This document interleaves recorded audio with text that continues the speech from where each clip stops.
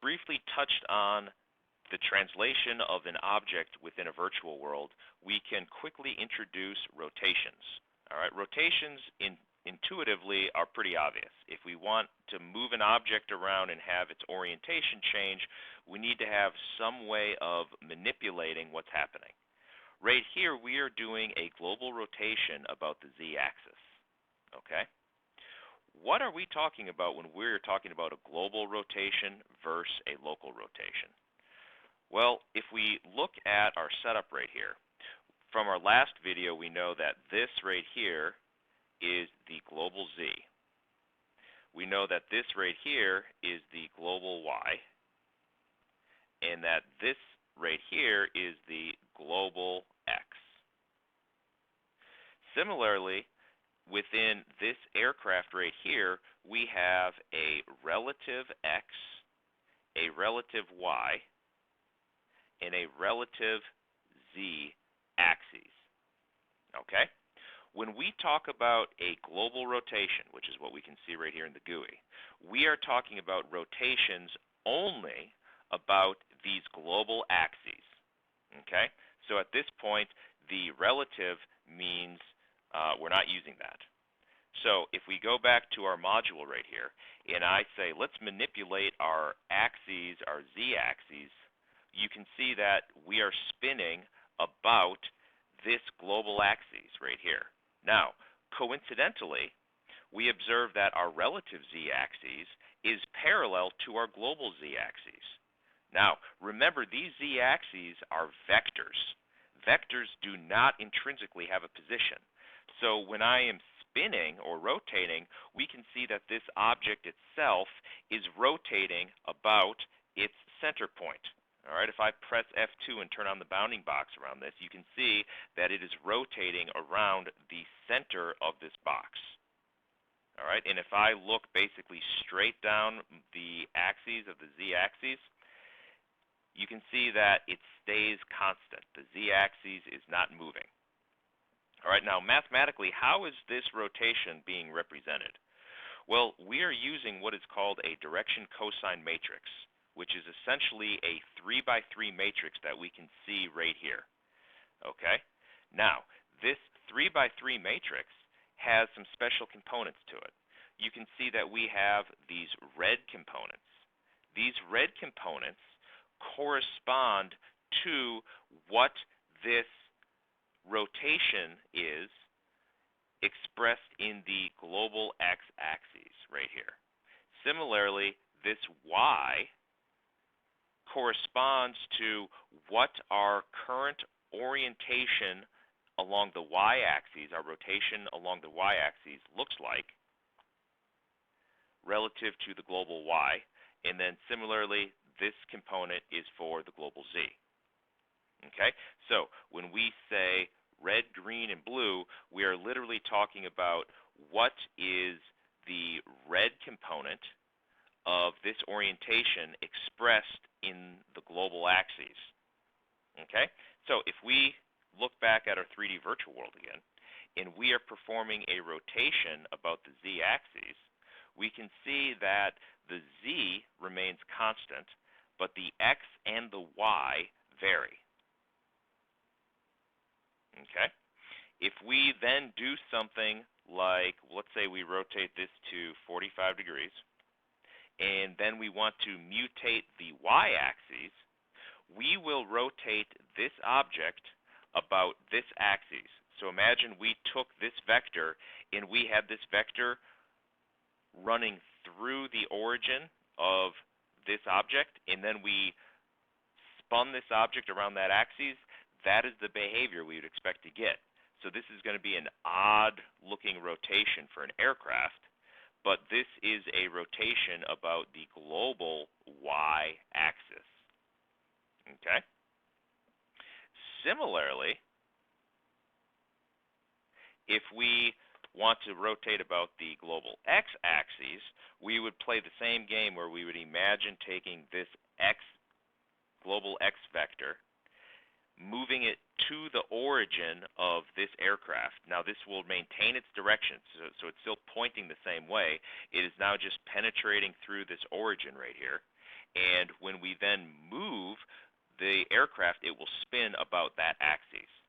All right, so again, we can see that this is spinning around that x-axis.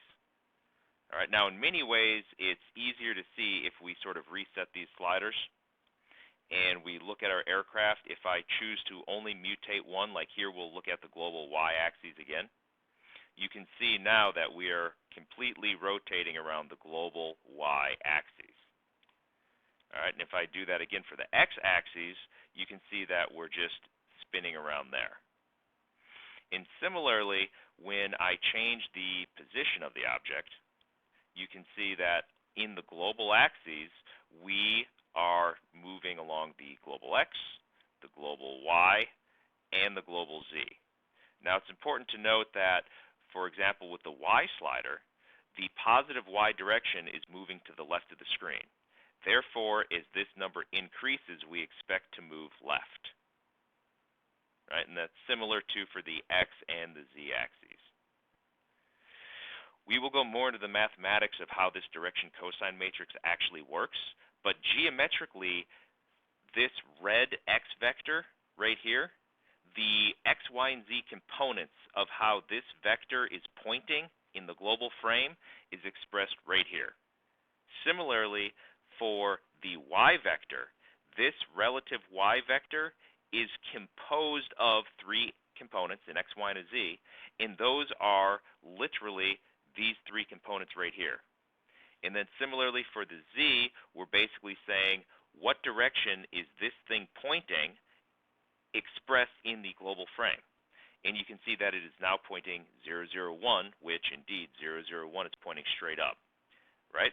If we do something like rotate the around the z-axis 45 degrees, we can now see that in our matrix right here, we have our x and our y having the same magnitude.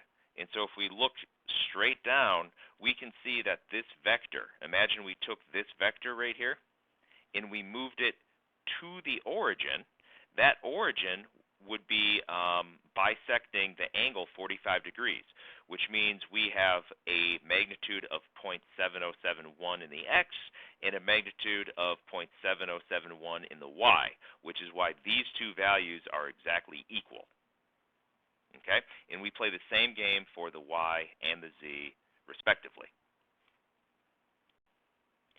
One of the problems with global rotations is they are not always convenient to work with.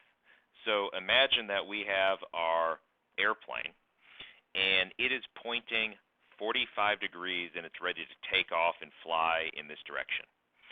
When it takes off, the nose is supposed to pitch upward. But right now, I have no axes that I can say, hey, I want to rotate about this global axis and have my nose pitch up. If I try to rotate about the y and say, oh, let's pitch up, I am not rotating and pitching my nose up. I'm rotating about the wrong axis. Right? And similarly, if I say, well, what if we tried the x, this is also the wrong direction. What we want to be able to do in this particular case would be to rotate about our relative axes. So imagine this is our airplane right here. If we could rotate this airplane about this axis, we would be able to pitch our nose up. Okay? So if we look at this real quickly,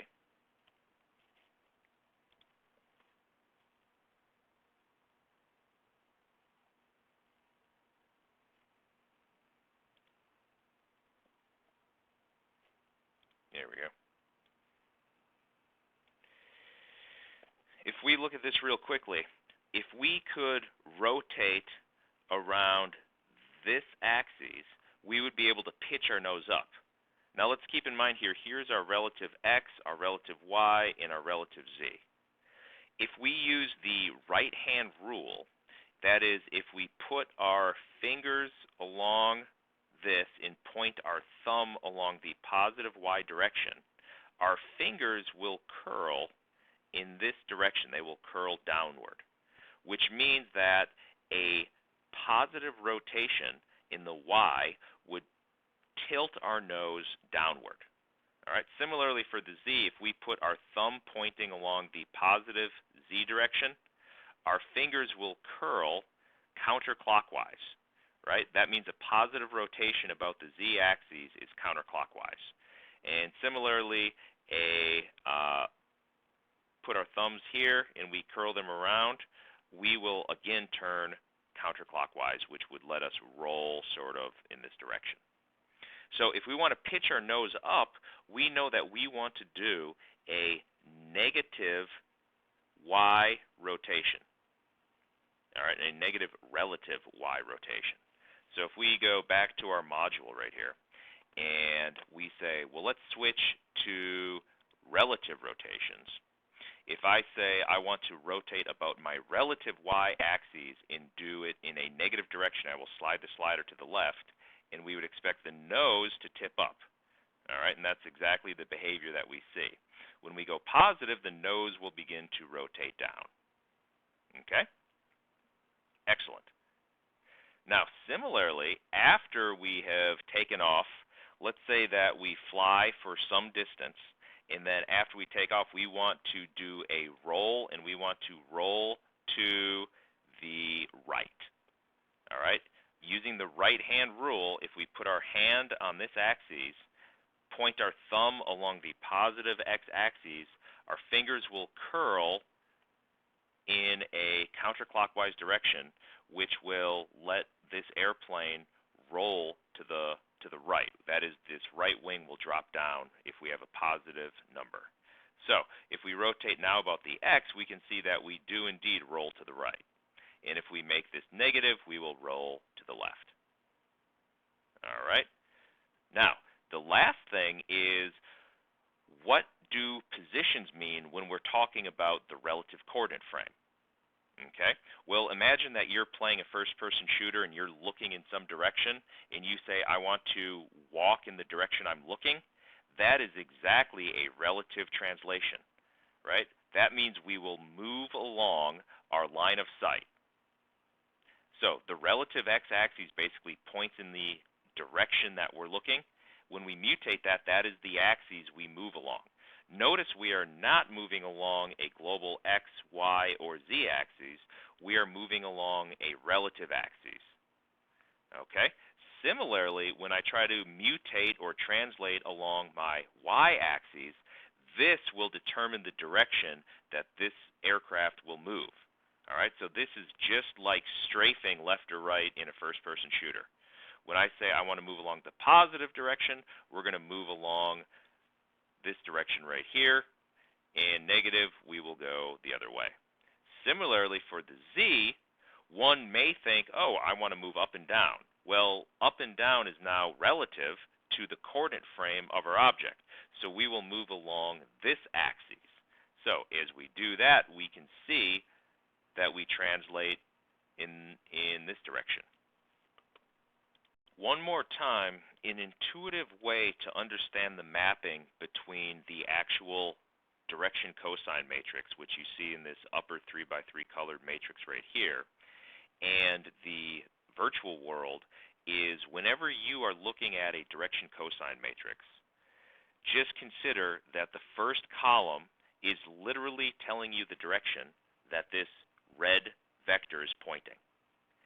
The second column, the y column, the green one, is telling us the components of this vector, and same thing for the z-axis. Now, it's important that you have to sort of keep straight when we're looking at these components, what coordinate frame are these being expressed in? So a really simple example is if we sort of reset our aircraft here, we're still in a relative rotation. If I rotate 45 degrees, or let's say 60 degrees. We'll go 60 degrees. Oh, I want to do this about the z. We'll go 60 degrees about the z. We can see that our rotation matrix has changed here. And if we look straight down, we can see that this x vector right here is pointing more in the y direction than it is in the x direction, just a little bit. But if we look at our vector, we can observe, yes, indeed, the y component is bigger than the x component. And we also see that the z component is 0. If I look at a side view, we indeed see that this red vector is perpendicular to the z-axis, meaning it has 0 component in that z-axis. All of its components are in the xy plane. That is exactly why when we do a rotation around the z-axis, no matter how much I mutate the z-axis, this last column never changes. All right. Similarly, we'll go back to our 60. If we look at the second column, the y column, that means we are caring about what this vector looks like right here. If I do another top-down view, now if we're saying, okay, what direction does this mainly point in? Well, if we extend this x-axis back further, we would see that it mainly points in the negative x-axis, which means we would like to see the largest magnitude, the largest distance from 0 in this column be in the negative x-axis. And indeed, that's exactly what we see. We see that the negative x, or that the x component, is negative 0.866. Now, by geometry, and the fact that we know that this red vector and this green vector are perpendicular to each other, we would expect to see the same large component in the y direction as we did in the x direction, except they're flip-flopped, right, because we did a 60-degree rotation. And indeed, that's exactly what we see. This largest magnitude in the x corresponds to the largest magnitude for the y vector. All right? Then similarly, if we're looking in again, how far does this green vector point in the y-axis? Well, it points 0.5, right?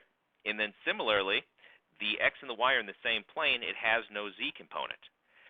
Now, if we rotate 90 degrees right here, we will see that now our y component is basically almost 100% in the negative x-axis. All right, we have a little bit of error because actually if I change this to perfectly 90, it will drop out to 0.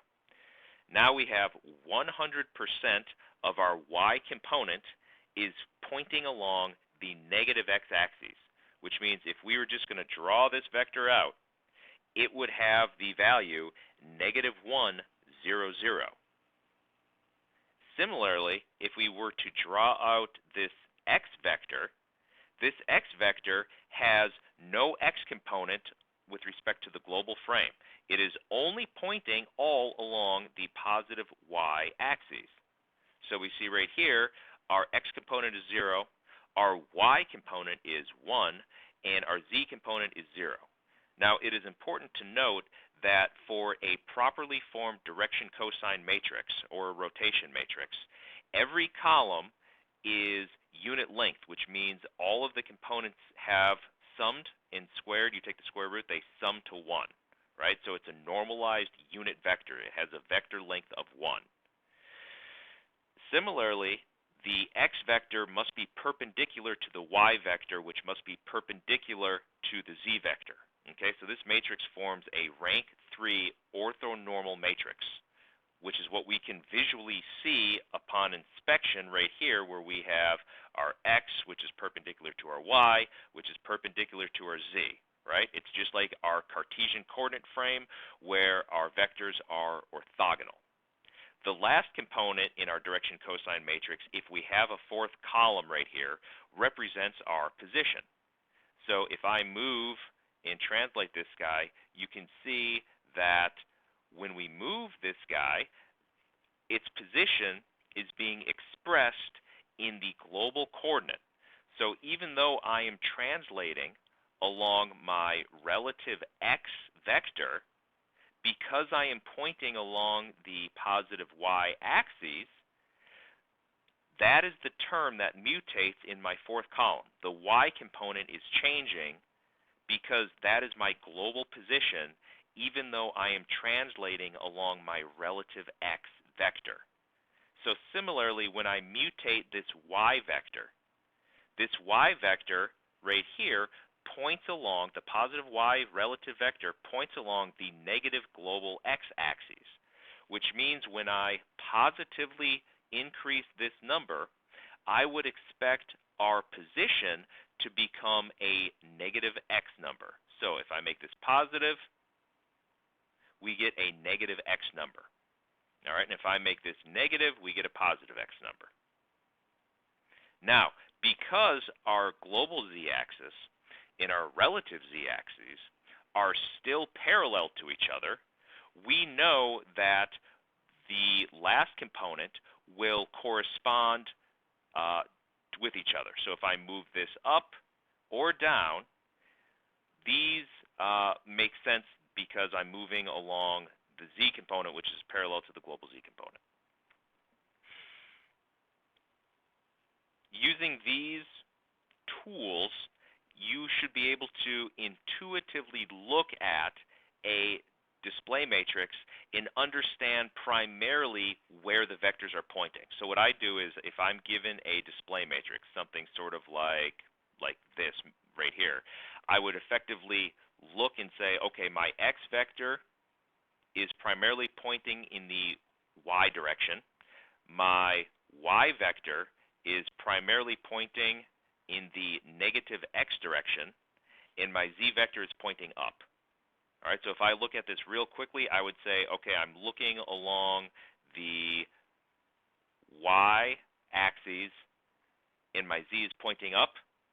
And if I literally take my z-axis and I cross it with my x-axis, I will recompute my x-axis. I will recompute my y-axis. Right? So if I take the cross product of this z vector with this x vector, I get my relative y vector. So in some case, you don't actually need to look at all three columns. You can just look at the simplest two columns, and the cross product will recompute what the other column should be. Now you have to make sure you do the cross product in the correct direction. For example, in this example, I took the z and I crossed it with the x to yield the y. If I looked at my x and my y, I would have to take my x, cross my y to get the z. And again, doing that, you use the right hand rule, and your thumb has to point in the direction of the axes you are trying to compute.